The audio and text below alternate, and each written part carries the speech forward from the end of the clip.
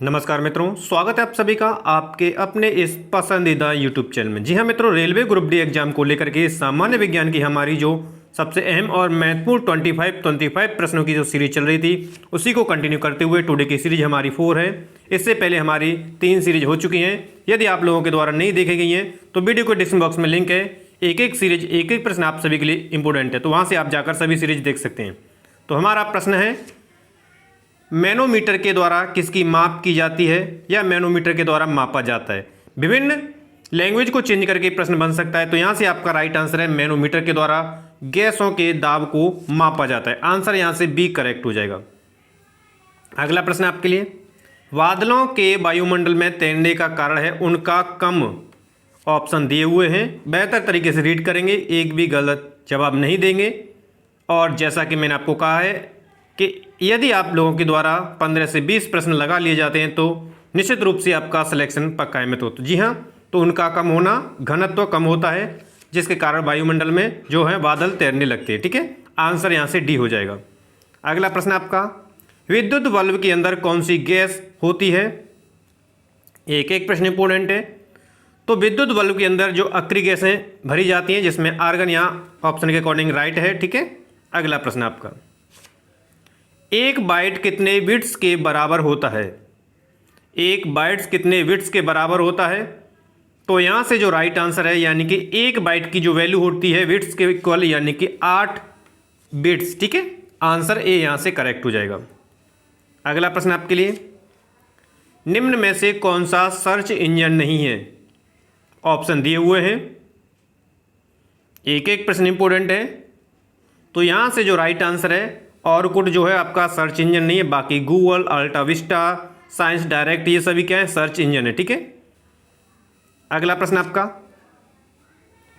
Black hole के सिद्धांत को प्रतिपादित किया था, या ब्लैक होल सिद्धांत का प्रतिपादन किसने किया था। ठीक है, तो यहां से जो राइट आंसर है, तो ब्लैक होल का जो सिद्धांत दिया गया था वो चंद्रशेखर के द्वारा। तो यहां से राइट आंसर आ जाएगा आपका ऑप्शन सी, एस चंद्रशेखर के द्वारा। ठीक है,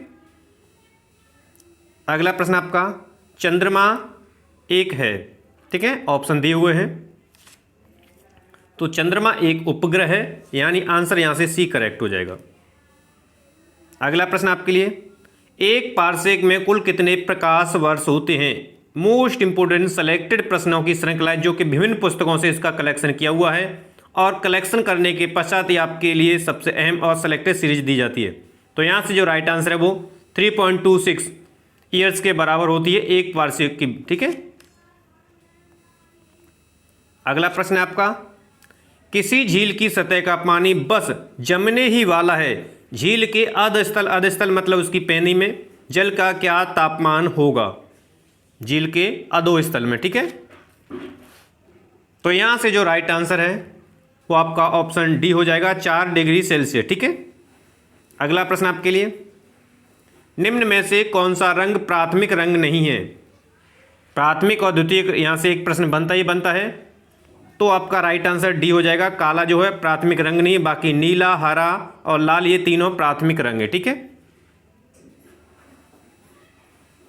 अगला प्रश्न, जब किसी कांच की छड़ को रेशम से रगड़ा जाता है तो छड़ पर कौन सा आवेश होगा। ठीक है, एबीनाइट की छड़ से और रेशम की छड़ से जब रगड़ा जाता है तो यहां से एक प्रश्न बनता ही बनता है। ठीक है, जब कांच की छड़ को रेशम से रगड़ा जाएगा तो धनावेश होगा। ठीक है, याद रखेंगे, यहां से आंसर आपका बी करेक्ट हो जाएगा।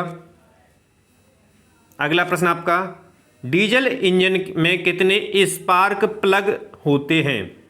डीजल का जो इंजन होता है उसमें कितने स्पार्क प्लग जो है लगे होते हैं।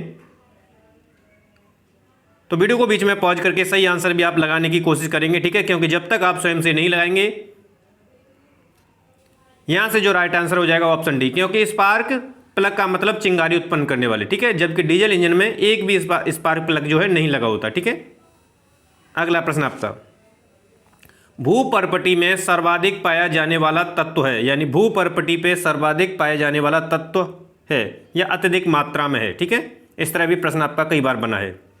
तो सर्वाधिक जो पाया जाने वाला तत्व है वो ऑक्सीजन है, यानी आंसर यहां से आपका ऑप्शन ए करेक्ट हो जाएगा। ठीक है, अगला प्रश्न आपका, निम्नलिखित में किस में ऋणात्मक आवेश होती है। ठीक है, ऑप्शन दिए हुए हैं।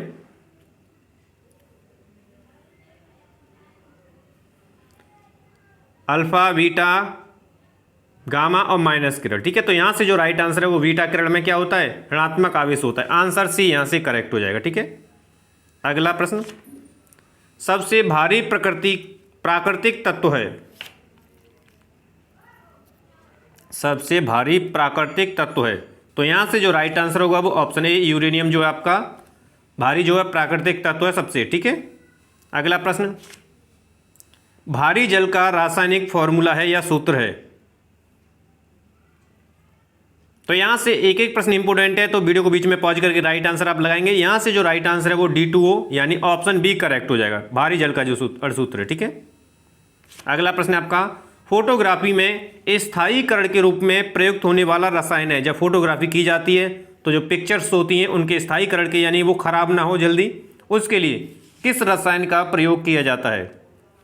यहां से जो राइट आंसर होगा, तो यहां से जो राइट आंसर है वो सोडियम थायोसल्फेट होता है। ठीक है, स्थायीकरण के लिए आंसर बी करेक्ट हो जाएगा। ठीक है, अगला प्रश्न आपके लिए, कच्ची चीनी को रंग विहीन करने हेतु जिस चारकोल का प्रयोग किया जाता है वह है, कच्ची चीनी जो होती है उसको रंग विहीन यानी कि बिल्कुल से वाइट करने के लिए जिस चारकोल का प्रयोग किया जाता है वो ऑप्शन में दिए हुए हैं।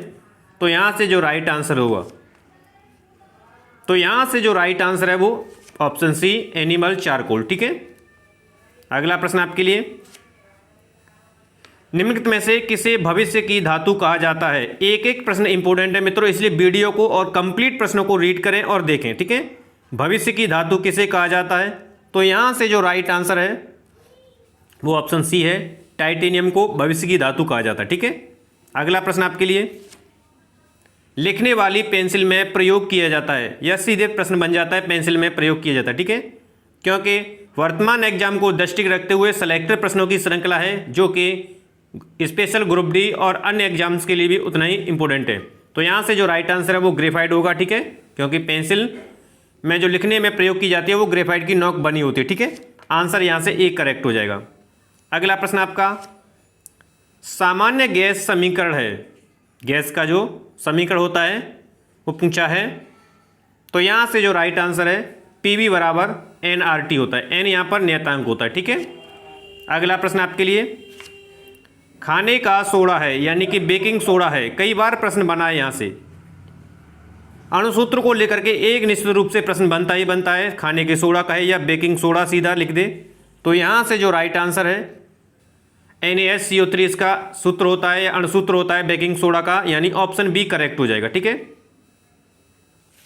अगला प्रश्न आपका, रेडियो कार्बन डेटिंग की उम्र ज्ञात करने के लिए प्रयोग किया जाता है या कार्बन डेटिंग उम्र के द्वारा की उम्र ज्ञात की जाती है। ठीक है, तो यहां से जो राइट आंसर है, तो जीवाश्मों की उम्र ज्ञात की जाती है कि कितने वर्ष ये पुराने हैं। ठीक है, आंसर बी करेक्ट हो जाएगा। अगला प्रश्न आपके लिए, निम्न में से कौन एक वास्तविक मीन यानी कि मछली है। ऑप्शन दिए हुए हैं, बेहतर तरीके से ऑप्शन को रीड करेंगे और सही आंसर आप लगाएंगे। तो यहां से जो राइट आंसर है वास्तविक मीन यानी कि कैटफिश यहां से राइट होगा। ठीक है, ऑप्शन डी करेक्ट हो जाएगा। अगला प्रश्न, लाल मिर्च तीखी होती है क्योंकि उसमें उपस्थित होता है या लाल मिर्च में उपस्थित है, इस तरह भी प्रश्न आपका बना है। तो लाल मिर्च में तीखेपन के लिए जो उपस्थित होता है उसे कैपेसिन कहते हैं। ठीक है, यानी आंसर बी यहां से करेक्ट हो जाएगा। अगला प्रश्न आपका, मनुष्य की खोपड़ी में कुल कितनी अस्थियां होती हैं। ठीक है, कई बार आपके प्रश्न में बना है, इंपोर्टेंट है प्रश्न एक एक। तो मनुष्य की खोपड़ी में अस्थियों की संख्या 28 होती है, यानी कि आंसर आपका यहां से ए करेक्ट हो जाएगा। अगला प्रश्न, रक्त होता है, ऑप्शन दिए हुए हैं। एक एक प्रश्न आपके एग्जाम की दृष्टि से इंपोर्टेंट है में, तो निश्चित रूप से 25 से 25 स्कोर आपका किया जाएगा। ठीक है, आप निश्चिंत रहें। रक्त जो है एक तरल संयोजी ऊतक है, यानी कि आंसर आपका यहां से ए करेक्ट हो जाएगा, ऑप्शन ए करेक्ट हो जाएगा यहां से। ठीक है, अगला प्रश्न आपका, मानव शरीर में विटामिन ए संचित रहता है, कहां पर स्टोर रहता है, ये संचित रहता है। ठीक है, विटामिन ए। तो यहां से जो राइट आंसर है वो लीवर यानी कि यकृत हो जाएगा, ऑप्शन ए करेक्ट हो जाएगा। ठीक है, विटामिन ए संचित रहता है। अगला प्रश्न आपके लिए, निम्नलिखित में कौन सा एक प्रोटीन नहीं है? विशेषकर हाँ और ना वाले में आपको ध्यान रखना होता है। ऑप्शन दिए हुए हैं, इसमें से जो प्रोटीन है वो नहीं है पूछा गया है। तो राइट आंसर आपका ऑक्सीटोसिन, ठीक है, यानी ऑप्शन सी करेक्ट हो जाएगा। अगला प्रश्न आपका, एलिसा परीक्षण किया जाता है, ठीक है, या एलिसा टेस्ट किया जाता है? तो यहां से जो राइट आंसर होगा, एलिसा टेस्ट या एलिसा परीक्षण जो किया जाता है व्यक्ति में एड्स रोग की पहचान के लिए किया जाता है, यानी आंसर ए करेक्ट हो जाएगा। तो ये थे मित्रों टुडे की इंपोर्टेंट श्रृंखला के इंपोर्टेंट प्रश्न। आशा करते हैं प्रश्नों की श्रृंखला आपको पसंद आई होगी, तो मोर देन लाइक और शेयर कर देंगे वीडियो को। और अभी तक चैनल को सब्सक्राइब नहीं किया है तो ग्रुप डी की बेहतर तैयारी के लिए चैनल को सब्सक्राइब कर लीजिए मित्रों। मिलते हैं हम नेक्स्ट वीडियो के साथ, तब तक आप सभी को नमस्कार है।